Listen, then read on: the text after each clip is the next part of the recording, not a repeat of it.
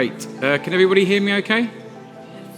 Great. Well, welcome back from lunch, everyone. I hope you had an enjoyable lunch. I had a lovely chat, actually, with a lady who hopefully may be in the room, Alexandra, who was, there she is, CEO of a wealth management company. And we were talking about how these topics of skills and skills gaps often miss the point that actually it's a very human thing, the opportunities that people give us and the impact it has on our lives. And I was asking her, did she remember the first person that gave her a chance? And I hope she doesn't mind me saying, but she did. The company was 4 people and it's 40. So that gives you a good example of that's real growth. That's somebody giving somebody a chance and growth resulting as an effect. And the reason I wanted to mention that, although the question says, do we have a future talent problem?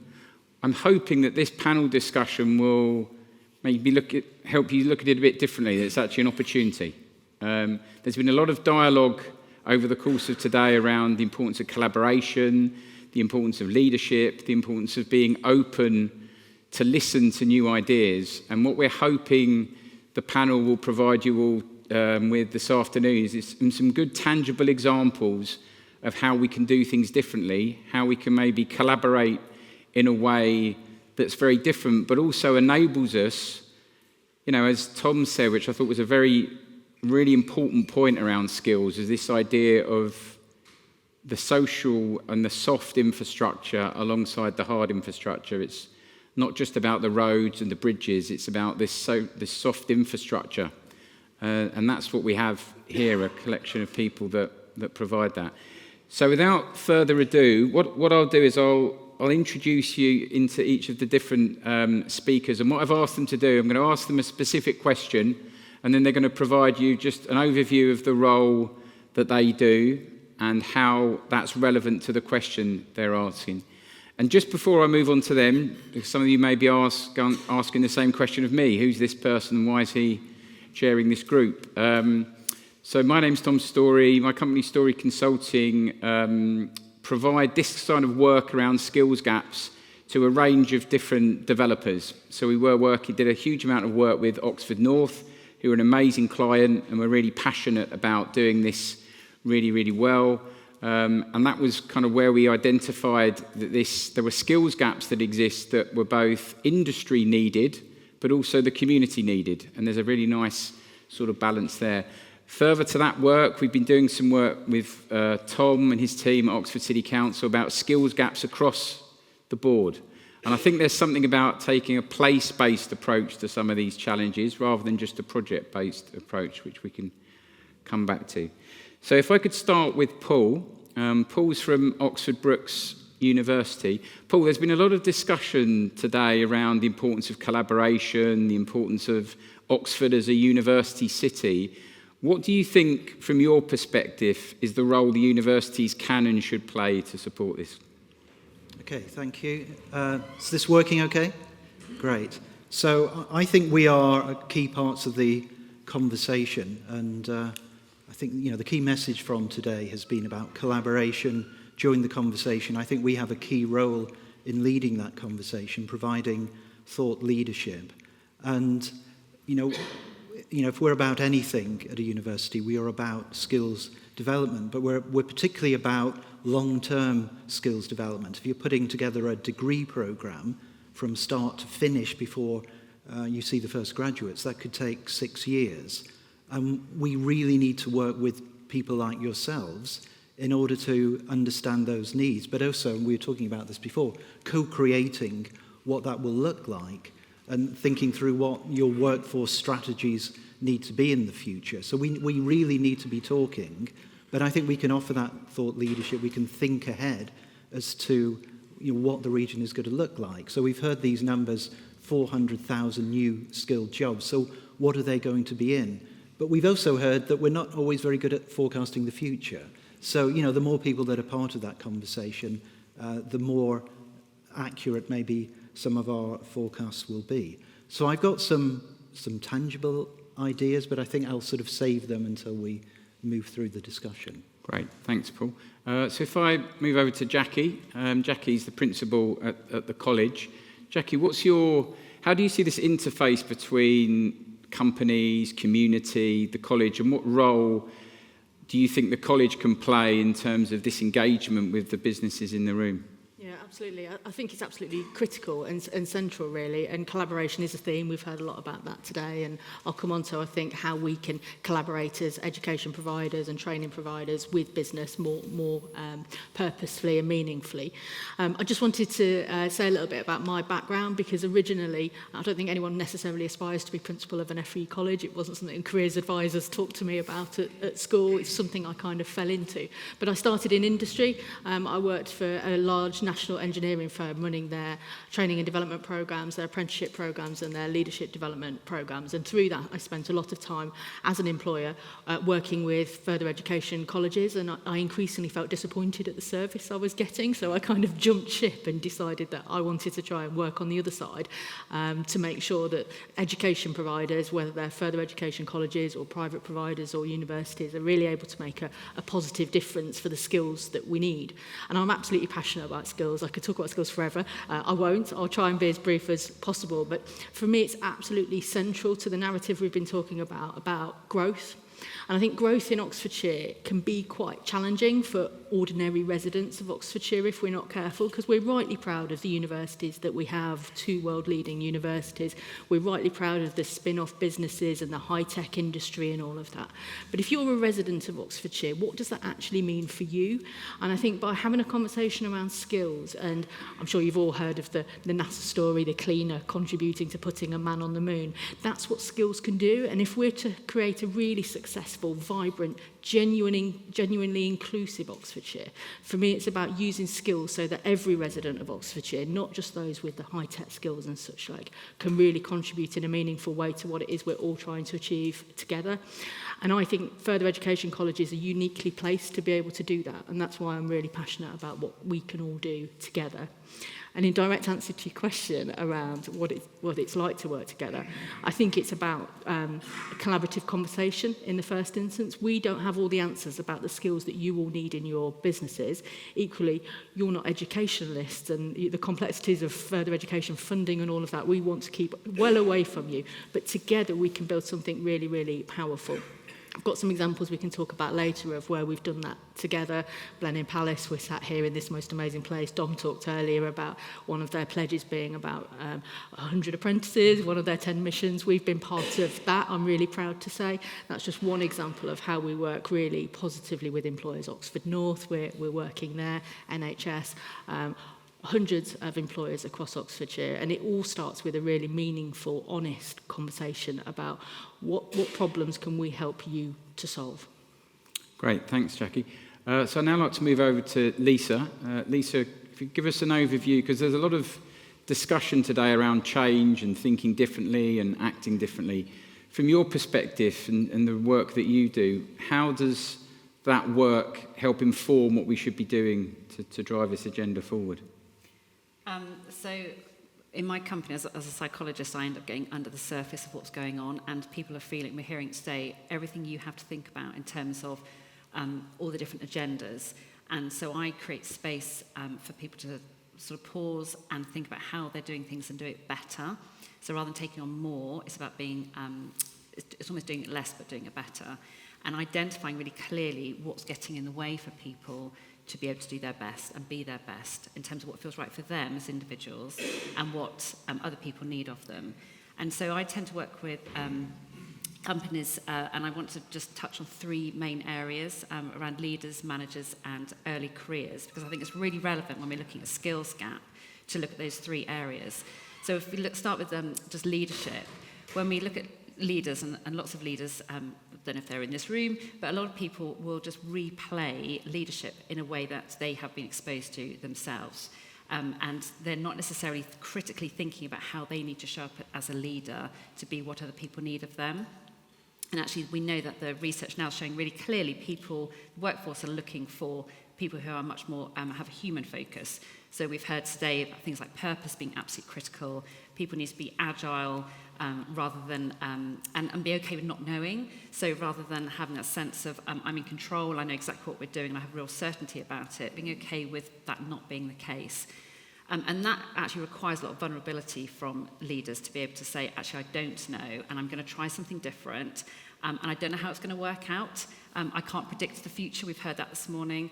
And that vulnerability stops a lot of leaders stepping into that space, and also they worry about the time it's going to take. I don't have time to create space to think about how I'm showing up and how I'm leading other people because I'm too busy doing my job. But that can get in the way, and I think some of the cases I've worked with CEOs who are saying, I've become a CEO, and I don't know how to be a CEO in today's world. The world has changed since when I set up the company. And it feels really quite nerve-wracking. So he will take off his mask to me in a one-to-one situation and confess that. And we'll say, what does a CEO mean to you today in this business world? And what use the strengths of your leadership team around you. And for him, it's about identifying what he's really good at and what his gaps are, and then actually looking at the people around him to say, these people are excellent at the things that you're not so good at, so use them. And it's about being very clear about who offers what in what situation. And I know for his lack of confidence has been paralysing him in terms of his leadership, and it's impacting his whole business. The leadership team are talking about they don't have direction, they don't have clarity, they don't have a sense of there's no delegation, there's no prioritisation, they don't have all those things. So it's really critical we get that right. So I'd urge leaders to evaluate your practice really clearly and actually say, is it fit for purpose? And we've got managers, imagine turning up and getting a manager role, and in that role you're being told to demonstrate soft skills, which are actually the hardest, and being able to identify stress and reduce stress, maximise stretch, being able to do all the sort of good stuff that we know managers need to do, but without any training. And again, we know that managers are given this role and feel very out of their depth. And we have to remember that leadership and management is a set of behaviours and not role titles. And so when we can look at those behaviours, we can say, right, this is what we need of our managers, and do they have the skills to be able to do that? And if not, what do we need to do to be able to support them? And again, when we fill that space, and we can, again, I've worked with a company who they had a team of people who were really struggling because their managers, they had a manager who was not performing, and they were trying lots of different things. Again, I did one-to-one work with getting some data from people. It's really evident very quickly what the problem was, but they just need to ask the questions and get the data. So again, I would urge you to get the data in your organisations. Ask people using surveys or one-to-ones, or however you want to get the data, but find out from your workforces what it is that they're needing, what they're not getting, to identify the gaps that you can move forward with. And then finally, if I've got time to mention early careers. So early careers, again, is another place that a lot of people talk about Gen Z, and they're like, well, there was new young people come in and they want all this different stuff. Actually, the research shows, contrary to popular belief, that Gen Z want a lot of the same stuff that the rest of the workforce wants, but there are some differences. So there's similar stuff that we all want is like flexibility and autonomy and respect and good leadership and so on. But there are certain things that really stand out for them that they want. So in terms of flatter hierarchy, they don't like that. They don't want mandated hours that challenge their boundaries. And by the way, for those people who've been in business a long time saying, that's not good, we want to be, people to here at 10 o'clock at night. Actually, people have a right to have those boundaries, and the younger people into their careers are taking that quite seriously. So it's about respecting that.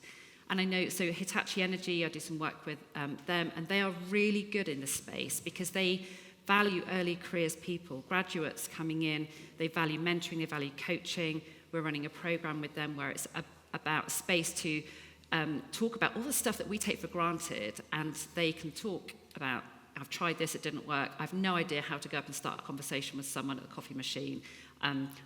I want to test this new idea, but I don't know how. And to be able to problem solve and be able to be very authentic, very vulnerable in that space.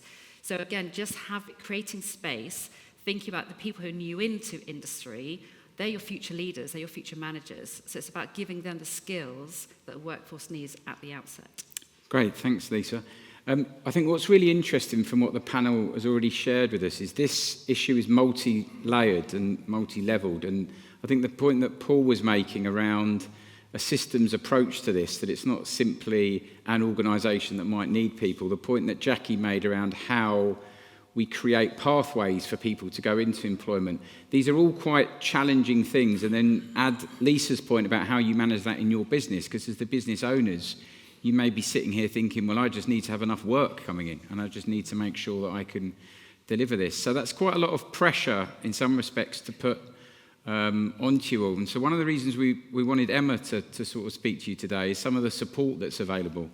So there's a whole host of support available across Oxford and Oxfordshire, but very specifically around inclusive growth, and going back to Tom's point around, people being anti-growth. The reason that people can be, less anti-growth is if they see an actual benefit to themselves or their family or their friends.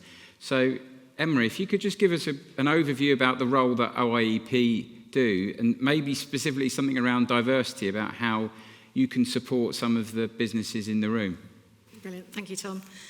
So I'm Emma Coles, and I'm the Oxfordshire Inclusive Economy Partnership Manager, otherwise known as the OIEP.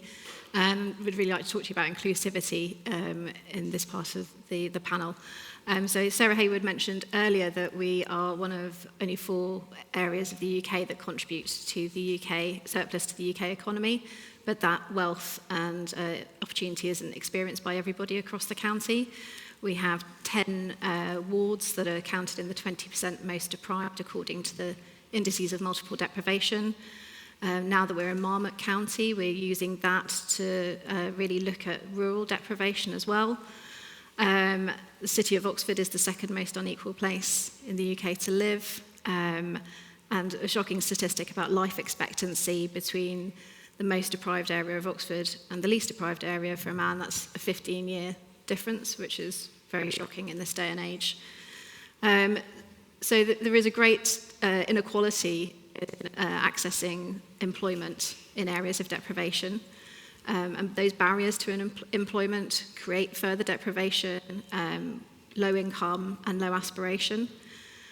And that's really the focus for the Oxfordshire Inclusive Economy Partnership, really looking at how we can address some of those inequalities by bringing together public, private and voluntary community sector organisations to convene around particular topics related to economic inequalities, shining a light on those fantastic organisations that are already doing brilliant things, and also providing information and signposting.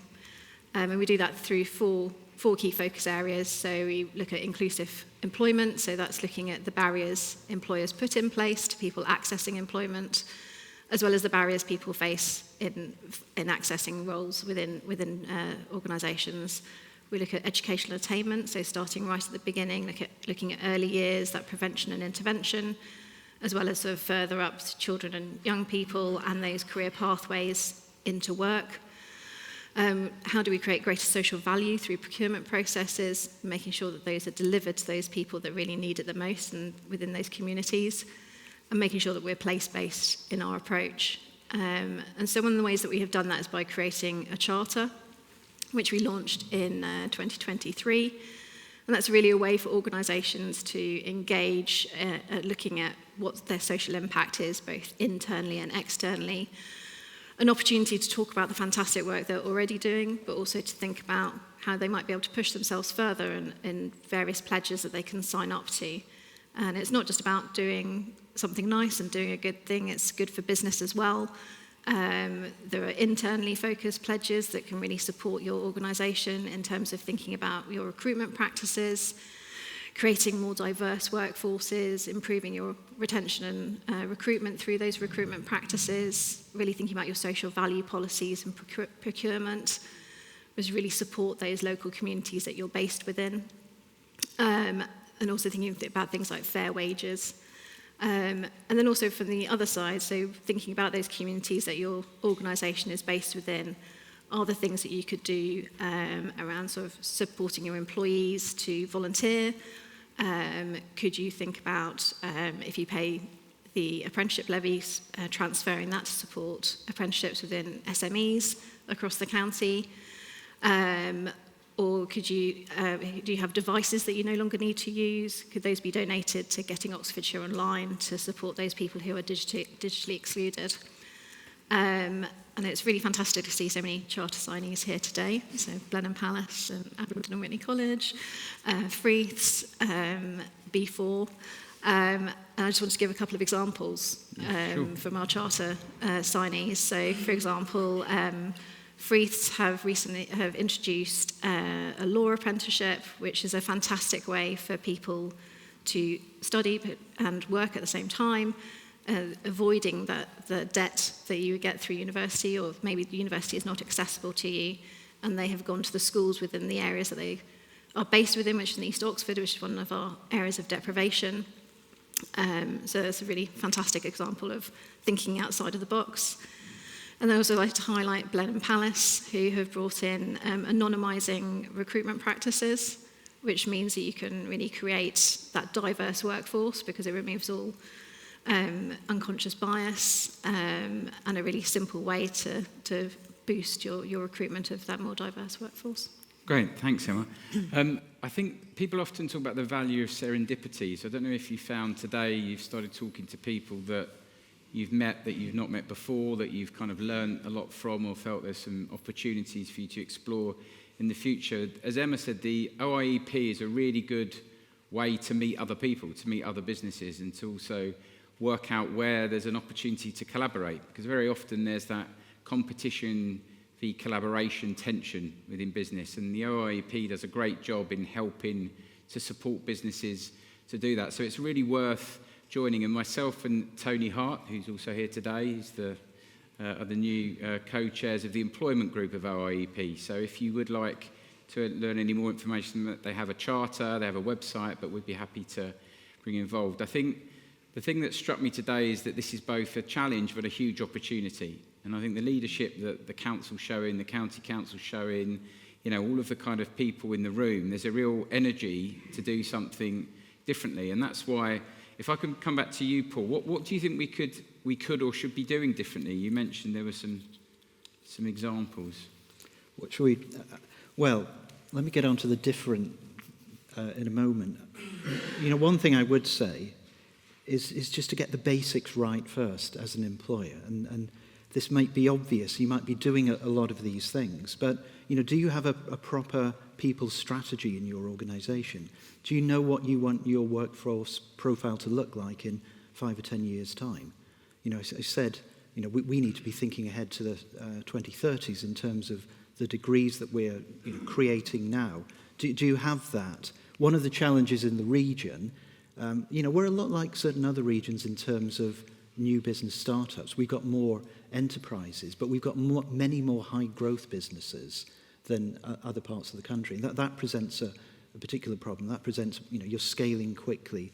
It might be more difficult to anticipate skills profiles in those businesses.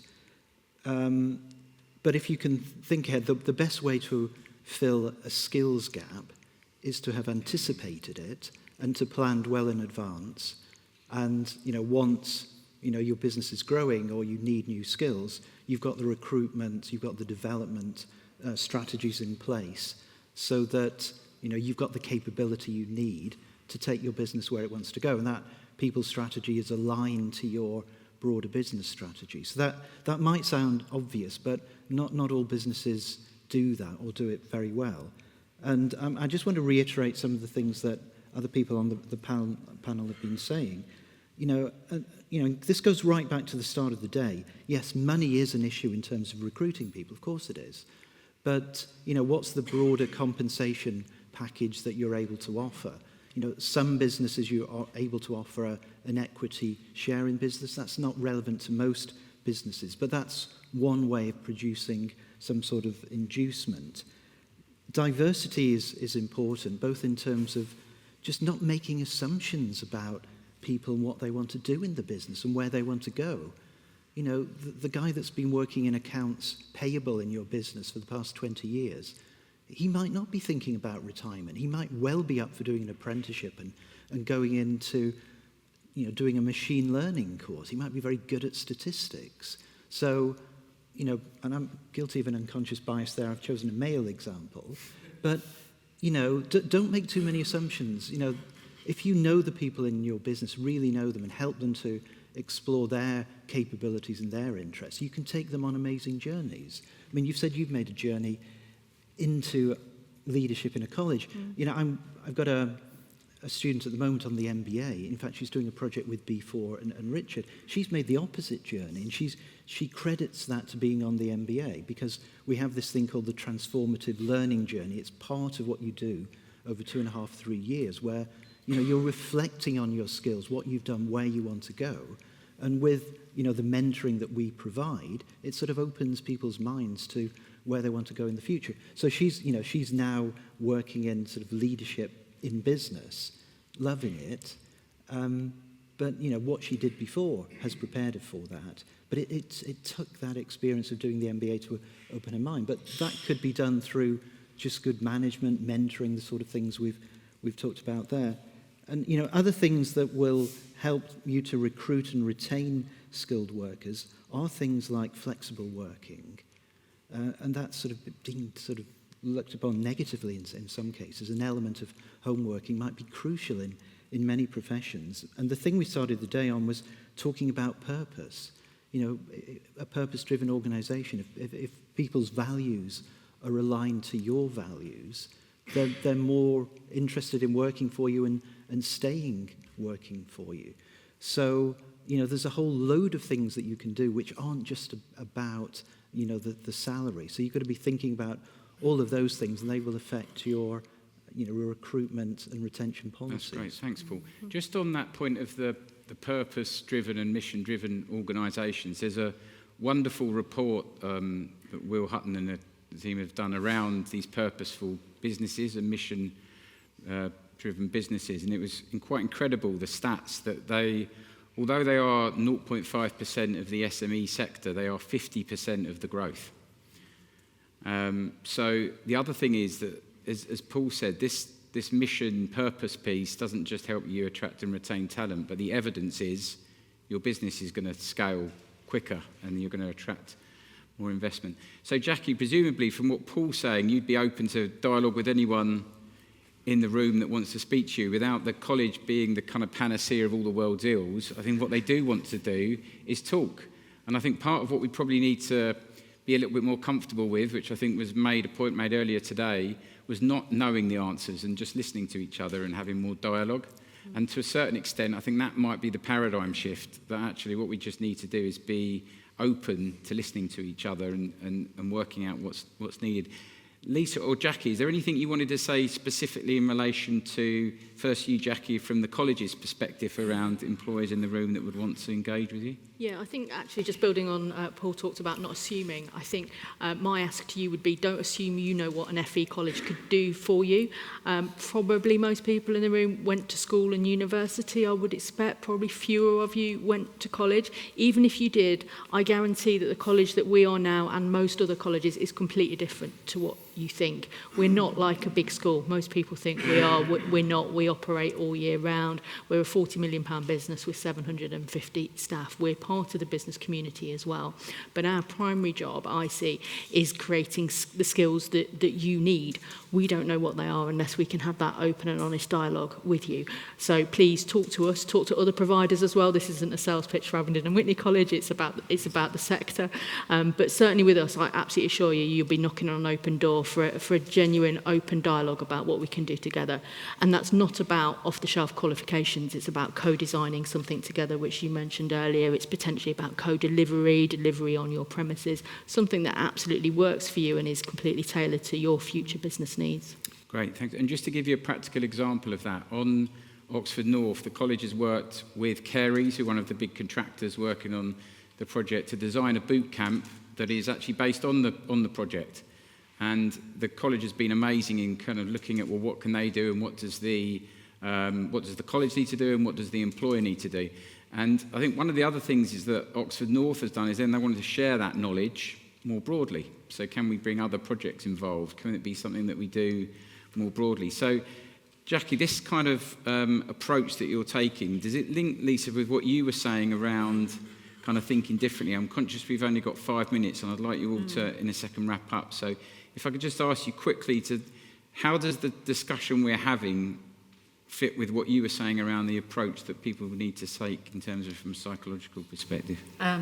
I would always, a bit like you said, avoid off the shelf. There's a real tendency for people to grab what they've heard of because someone else is doing it or it's been marketed particularly well. And I'm a real fan of building things together. So it goes back to being collaborative.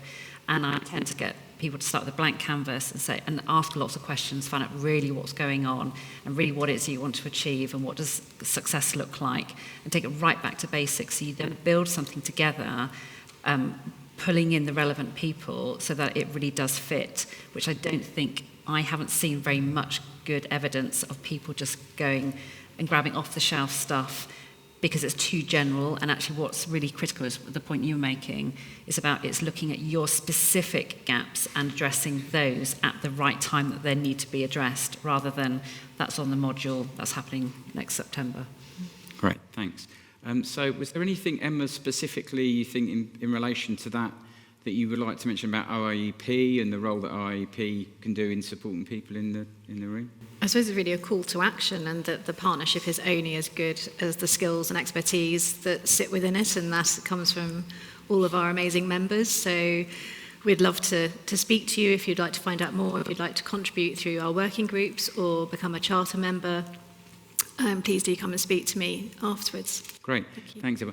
One example of how this sort of interventions can change people's lives, I'm reminded of one of the individuals that went onto that Careys course came through a local charity called Sophia, and the individual had really struggled post-COVID and hadn't left their bedroom for like a very, almost number of years. And so the gradual process to get them back into work is something that takes time, and it's like you have to have the passion and patience to invest the time in it. But I think the key message, that individual, when speaking to his support worker, they said it's transformed his life, and it's transformed his parents' life.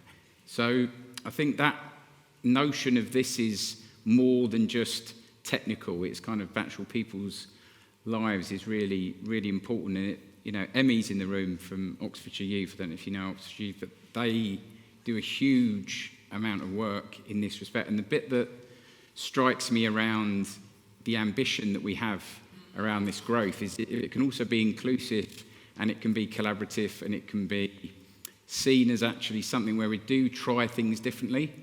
It could be an example of best practice that's not just recognised nationally but potentially globally. So just on that, have you got any examples, any sort of final either calls to action or examples you'd like to share with the group? My call to action would be to see what's available. Have a look at the Abingdon and Witney website, have a look at the Brookes website, come and speak to us. We say there's no wrong door at Brookes. We say that internally and outside. We'll put you in touch with the right person to speak to. But there's lots of things that we're offering already. And there's nearly 1,000 apprenticeship standards in the country. We could be doing more of those things at Brookes, and I'm sure at the college as well, if we know that the demand is there. For that to work, we've got to be talking to employers' organisations, professional bodies, other networking organisations in the region to understand where the demand is, and then, as we've been saying, co-create those solutions. So, engage, I think is my key message. Great, thanks Paul. Jacqui? Absolutely, just to reiterate that, absolutely engage with us. I think understand that it's going to be genuinely collaborative, but that's going to involve commitment on your part as well. Actually, as training providers and educators, if we're going to teach the skills that you need, we need you to support that as well. So can you release some of your staff to do some of the delivery? We can make that a not scary experience in the classroom. That's absolutely fine. But we need that technical expertise, that knowledge and that experience if it's going to be a really rich learning experience for either your staff or students on qualification. So please think about that side of things as well. Great, thanks Jacqui. Lisa? Have the conversation. So, it's about being vulnerable. It's about putting your hand up saying, I'm not sure we're doing it quite right or it's quite fit for purpose. We want to think about how we're doing things, whether they could be better. So just letting go of the notion that we should all know what we're doing and think small. So think big, but start small. So otherwise it feels too overwhelming. So it's like little 1% steps, tiny steps to achieving your bigger ambition. Great, thanks Lisa. Emma? Just really collaboration is key. These are all issues that we can't address as individuals. So, really working in partnership is the way to really make a difference to the people that need it the most within this county. Great. I wonder if you could just join me in thanking the panel.